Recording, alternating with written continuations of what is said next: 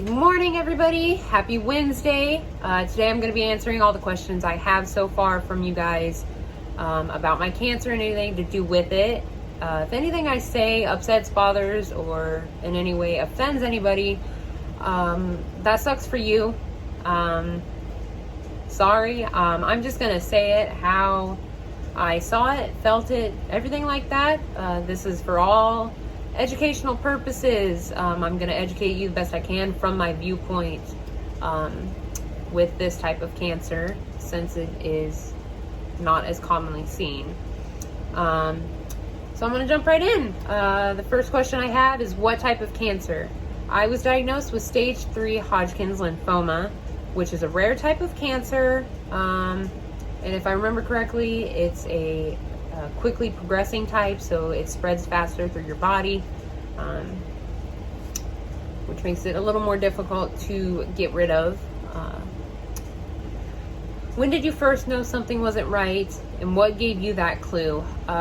It started with swollen lymph nodes in my throat, which on the left side it swelled to the point where I had difficulty hearing from my left ear, and then it progressed to some swollen lymph nodes in my right upper thigh groin area. That the pain got bad enough and the swelling got bad enough that it would completely numb my leg and cut off all feeling to it. It'd make it literally impossible to walk. I remember there was a couple days I had to get sent home from work because I could not walk. So yeah, that's pretty much what gave me the clue that I needed to go to the doctor, even though I really didn't want to. But yeah, were you ever scared insurance wouldn't cover something, or you wouldn't be able to get treatment? Yes.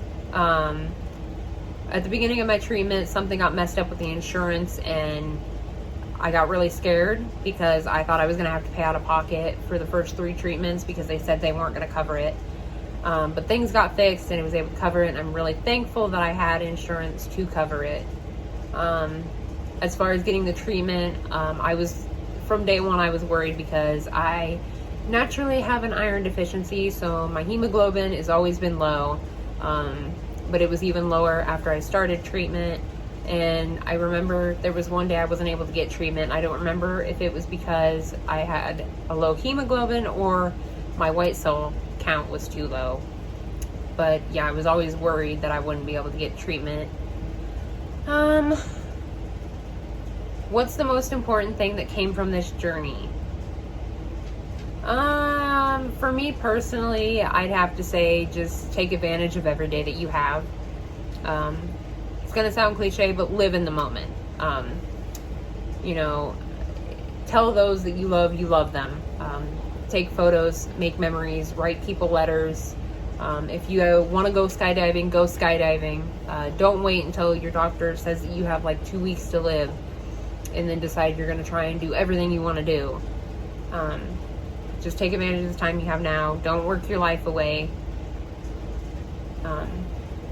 Just live in the moment. Take advantage of the time you have. How important was your support system during this time? For me, it was crucial. I'm so thankful that I had not only the amazing support of my family and friends, but the support of my fiance Sabrina's family, and even some family of my friends. I had all of their support, which was amazing, and I'm so thankful for, because if I didn't have this support system behind me, I would have gave up. I distinctly remember one night I told Sabrina I wanted to roll over, curl up in a ball, and give up. And she told me no. She told me that I had to keep fighting, and she knew I could do it. She basically just told me I wasn't allowed to stop fighting. So that kind of gave me a boost to keep going and keep pushing myself.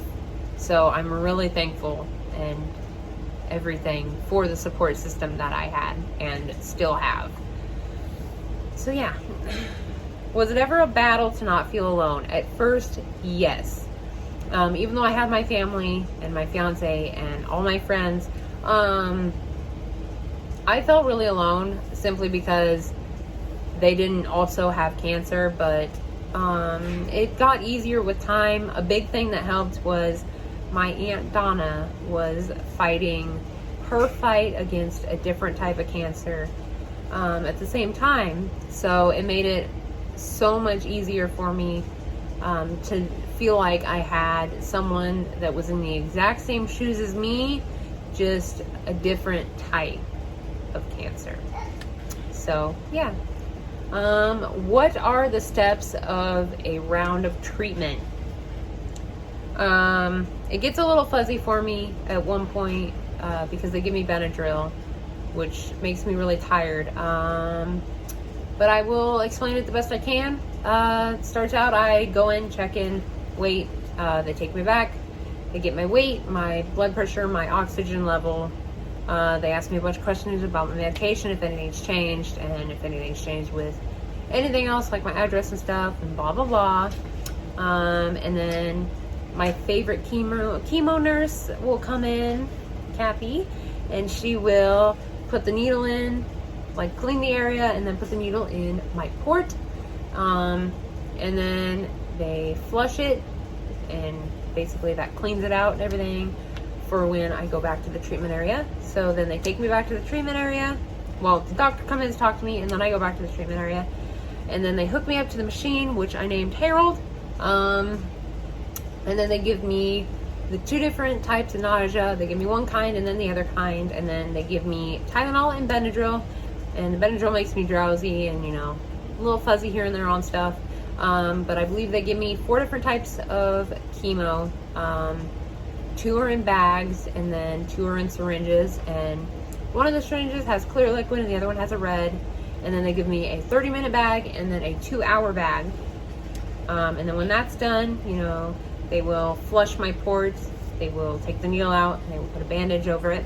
And then they give me a little white box thing. It's called a Nestulas, something like that. I named him Gerald because it's easier to say that. But then they put that on my stomach. We wait for it to beep, and then when the light turns green, I'm safe to leave. So then I get my stuff and I basically check out, or whatever you want to call it, and then I go home and eat or sleep something. But that's basically it. Mentally and physically, how did it affect you the first time, every time, and now? Mentally, the first probably 4 times, I was still trying to wrap my head around it. Still to this day, I have a little difficulty wrapping my head around the fact that I was diagnosed with cancer at 19. But yeah, physically, it just made me really tired the first 4-ish rounds. Every time after that, mentally, I cried a lot. I wasn't sure half the time why I was crying. I could be making dinner, watching TV, reading a book, and I'd start crying. I never really knew why I was crying. I was just crying. Physically, it drained me. I was always tired. I was never hungry. I just wanted to sleep all the time, but I pushed myself to do stuff around the house and everything like that so that I wouldn't just be sleeping all the time. But yeah. Mentally now, I'm positive. I'm 100% open-minded about everything. I mean, I've always been that way, but I feel like I'm even more so now. Definitely, my mental health is way better now than it was during or even before treatment. So, yeah, physically, I feel great.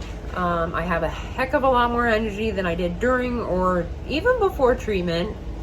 I don't feel much pain. I still have a little soreness here and there since it's only been about a week and a half since my last treatment. But I'm feeling physically pretty good.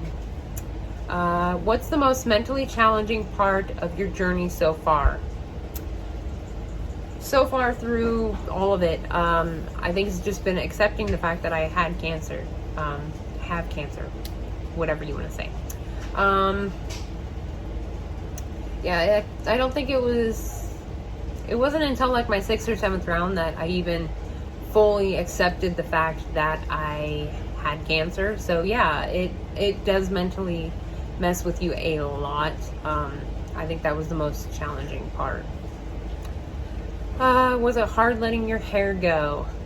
Yes, so much. Most of you already know, my hair was my baby. I was always dyeing it different colors and styling it differently.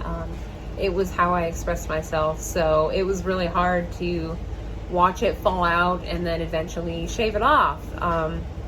So yeah, I miss it so much. Yeah. Are you more confident or less confident without hair? At first, my confidence dropped to a 0. My hair was how I expressed myself, and my personality. It was a big part of who I was, simply because, you know, it gave me more confidence with all the crazy colors and stuff that I did. So yeah, I was less confident at first. I didn't want to take pictures. I didn't want to go in public. It was kind of hard, but with time, it got easier. A lot of people, you know, they told me it's just hair, but for me, it wasn't just hair. It was part of my personality. I used it to express myself and show who I was with all the crazy colors I did. So, you know, without that, you know, it was hard for me to express myself, because to me, it wasn't just hair. So yeah, but now I think I'm a lot more confident without hair. I miss it. I'm going to be happy when it's back, but my confidence is a lot better now, with the help of, you know, Sabrina giving me confidence boosts and my family and friends.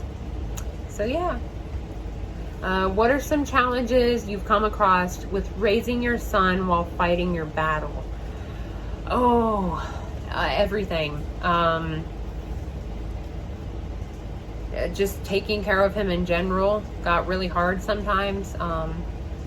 There would be days that I would be in so much pain I physically could not pick him up, or my feet and legs would hurt so much that I couldn't really walk that well to do things. So a big help was during the day while everyone was at work was having my younger brother home. He would help me with Coda. He would help change him and feed him and, you know, stuff like that. So it was a huge help having him there. And then when Sabrina would come home, she would help, and that was so great for me. It was so hard changing him, dressing him, you know, getting out of bed in the morning to take care of him. There were times that I felt like the worst mother in the world because I didn't have the energy or the strength to get up and take care of him. So, yeah. What was your reaction when you first found out you had cancer? I cried. My heart ached. It sucked. Yeah, I cried a lot that day. Yeah, that it was horrible to try and accept that. Yeah. What was the scariest part? Not knowing. From the beginning to now, the scariest part was not knowing if I was going to win or lose the battle.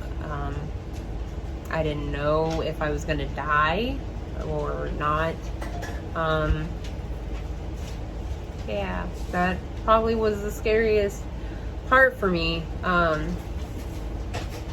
because it's difficult to understand to begin with, but I always had that fear that I wasn't gonna win. So, you know, the scariest part was not knowing if I was gonna live through it, not knowing if I was gonna be there to raise my son, and to grow my family with Sabrina, not knowing if I was going to exist anymore was probably the scariest part for me. So yeah, that's all the questions I have. So, you know, once again, if you guys come up with any others that you would like to ask, feel free to. You can comment them, you can message me them. But yeah, that's all for now. So you guys have a great day, and I might make another video in the future.